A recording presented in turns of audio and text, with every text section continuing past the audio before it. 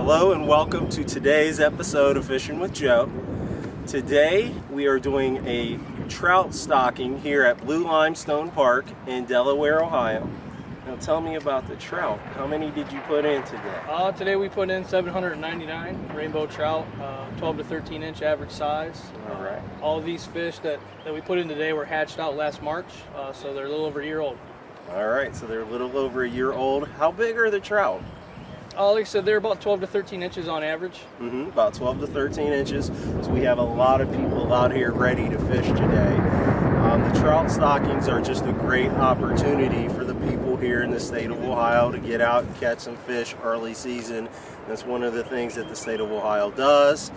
With your license money, they stock trout so that you can have plenty of fish to catch.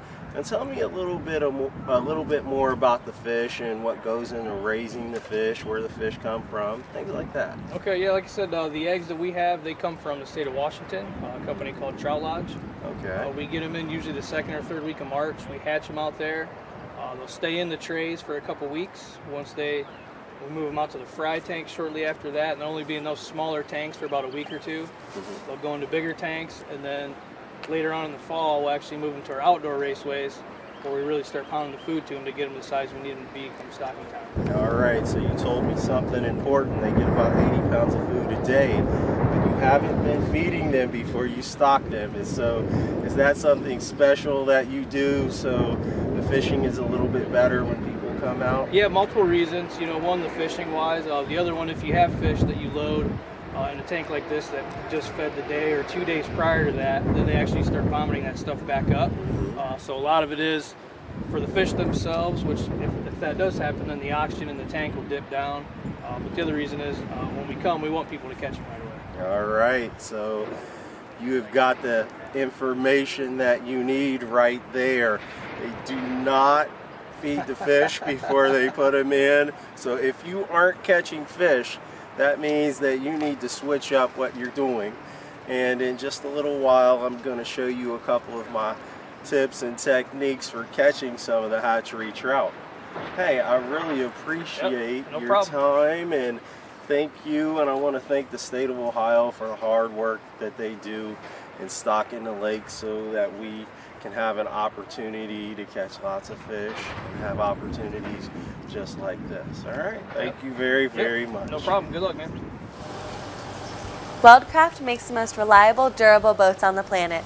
All welded hulls and heavy-duty construction are the reasons why. With over 25 years manufacturing experience, you can't go wrong.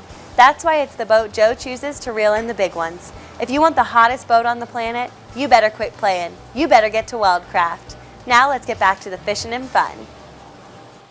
Okay, now they've stocked 799 trout into Blue Limestone Park. The problem that we have is catching them now.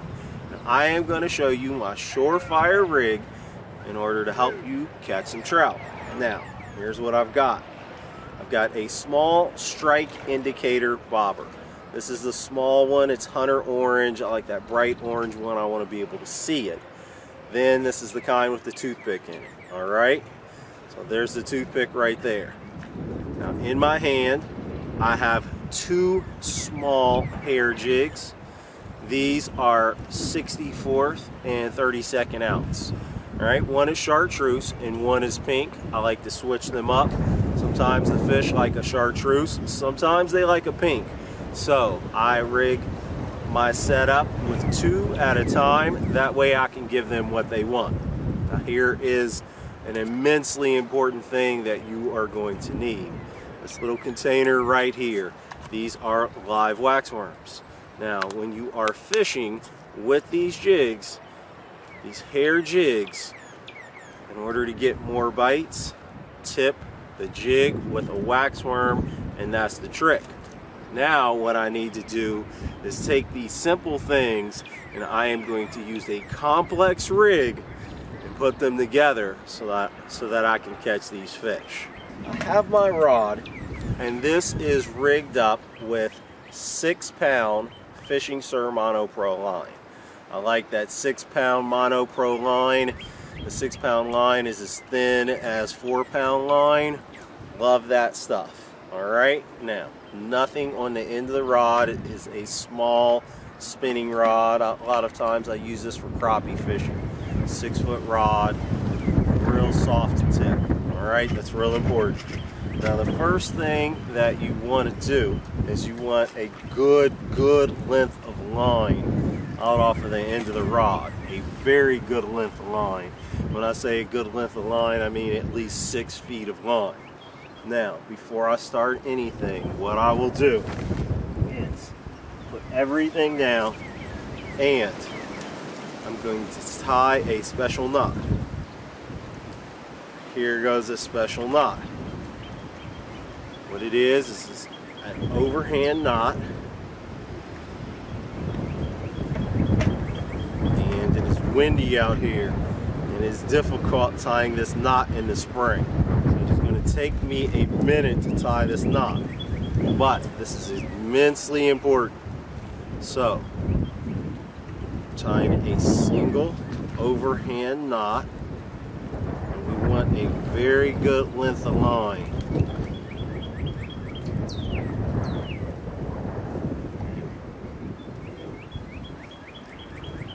Right, boom. Now, when we tie that knot,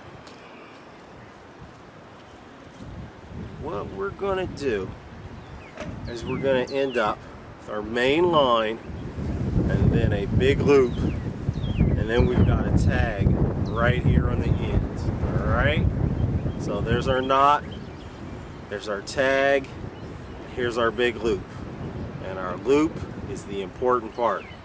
Okay, we're going to take small pair of scissors or clippers, and we're going to clip that tag end off. We want to get it away. Boom, now that's gone. Now here is the trick. Put that line in a safe place. Now here's the trick. So we have this loop.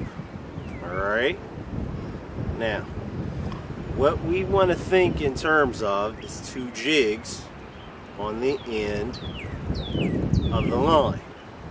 But we don't want the jigs to be in the same exact spot. We want them to be in different spots on the line. So what we're going to do, find our knot, and we'll go to the end of that loop. We'll go to the end of that loop. We'll cut these at different lengths. So, when we cut it, they're at different lengths. Now, they're at different lengths, and one jig will be higher than the other one when they float through the water. Alright, so you got one jig up here, and you've got the other jig down here. That'll be below it. Now, this is important. This is the important part. Alright? Now, we've done this before we tie our jigs on. We have to get that line to go through this bobber. Alright?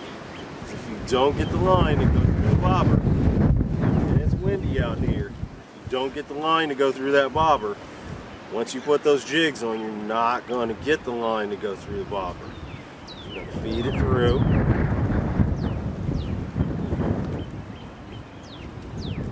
And there's one, there's two, and there's the bobber. And make sure that bobber is above the knot. And I'm just going to stick that in right there to keep it above the knot. Now, here's what I'm going to do next. Okay,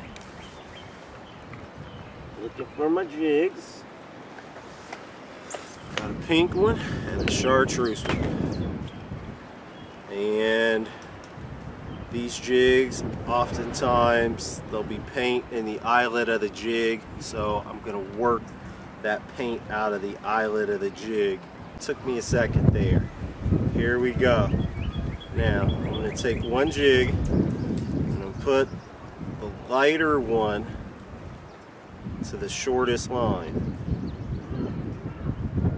and I am going to use a Palmar knot to tie it on. Alright, so use a Palmar knot, tie this on.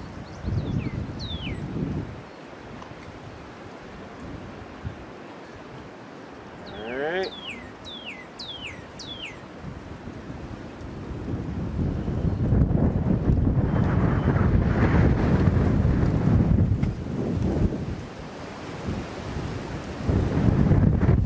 Alright. So that is jig number 1. And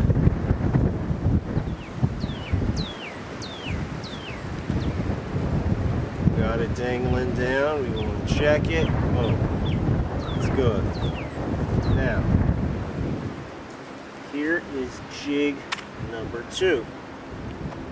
It's down here, and I'm going to grab it. The trick with jig number 2 is we want to make sure that jig number 2 is going to be setting lower than jig number 1. Look at jig number 1. See where it's setting. We want jig number 2 to be lower. Alright. Another Palmar knot.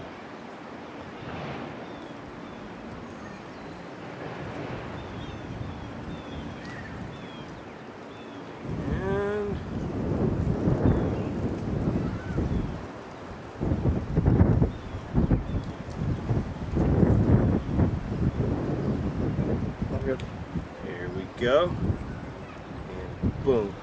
Now, when those jigs hang in the water column underneath of our strike indicator bobber, will be at different lengths. So, I have got my pink one that'll be up here, and I've got my chartreuse one that will follow behind. When I throw this out, I'll let it sink down, and I will just slide that bobber across the top of the water, and those jigs will flutter down with the wax worms on them. So I'm going to put wax worms on them, flutter down right behind that bobber, and those trout just can't stand it. They like to grab those little jigs. So I see other folks catching trout right now, and we're going to go to work and catch a few ourselves.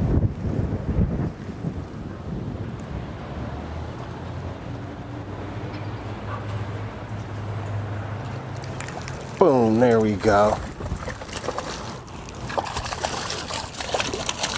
Alrighty. Oh, I'm gonna let that get tangled up. There we go. Uh-oh. Alright.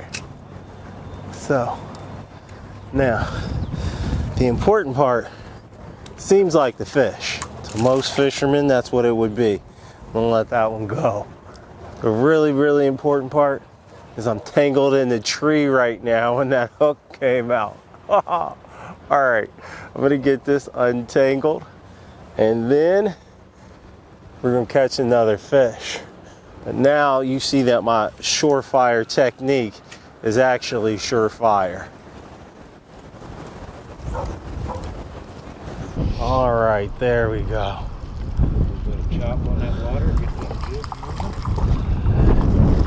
Alrighty. There we go.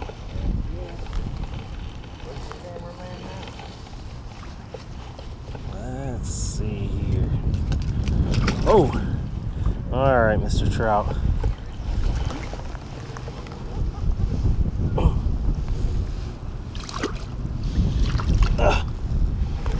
Oh well. Alright. Okay, thank you for watching today's episode of Fishing with Joe. I had a great time at Blue Limestone Lake fishing.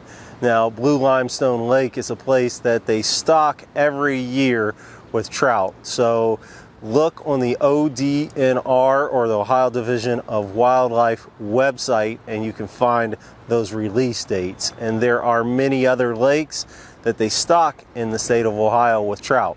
So look for those opportunities. Those will give you a great chance to catch some fish that you would not otherwise catch.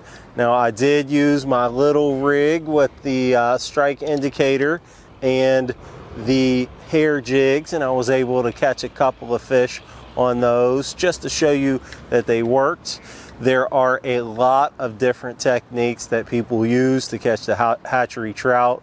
Some use power bait, some use waxworms alone, some use minnows. So you can use a variety of different baits to catch the trout. Important thing is just to get out there and have some fun, all right? So I hope you enjoyed today's episode of Fishing with Joe, and I will see you again next time. Remember, Fishing with Joe, you have gotta love it.